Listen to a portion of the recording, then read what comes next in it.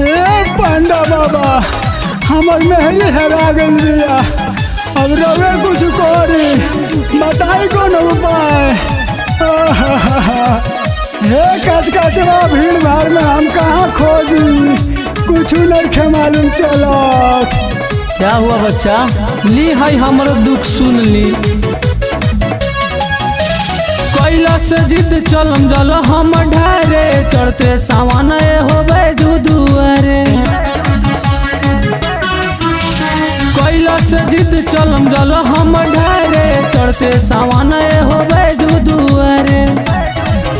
अरे चलत चलत गइल बिया हो हारी, अरे हारी। पहले बिया गेरुआ रंग के साड़ी, अब कैसे के जलवा ढारी। पहले बिया गेरुआ रंग के साड़ी, अब कैसे के जलवा ढारी।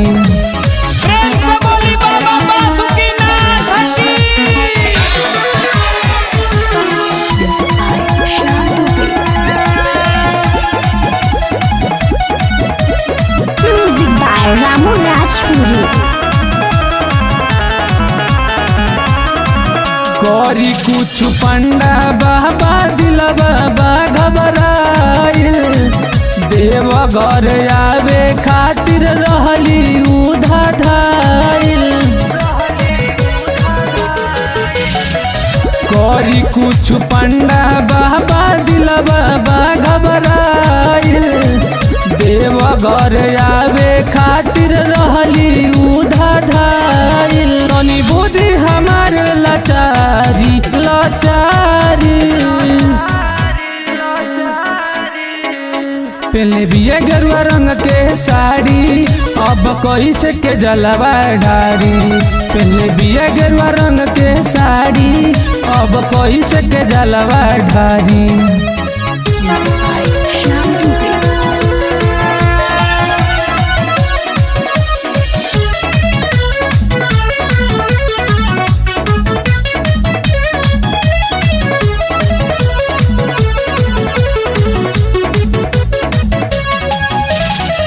लागल भीड़ में पगली के कहवा जोही। राइटर यह जैसे सनत पूछे कहवा गोइल। लागल भीड़ में पगली के कहवा जोही। राइटर यह जय राहुल पूछे कहवा गोइल। अरे सुदीप के बतिया नटारी नटारी। पहले बिया गेरुआ रंग के साड़ी, अब कैसे के जलवा ढारी। पहले बिया गेरुआ रंग के साड़ी, अब कैसे के जलवा ढारी। कैलाश जिद चलम जल हम ढारे, चढ़ते सावन होबे दुआरे। कैलाश जिद चलम जल हम ढारे, चढ़ते सावन होबे दुआरे। अरे चलत चलत गइल बिया हो हारी, अरे हारी। पहले बिया गेरुआ रंग के साड़ी, अब कैसे के जलवा ढारी। पहले बिया गेरुआ रंग के साड़ी, अब कैसे के जलवा ढारी।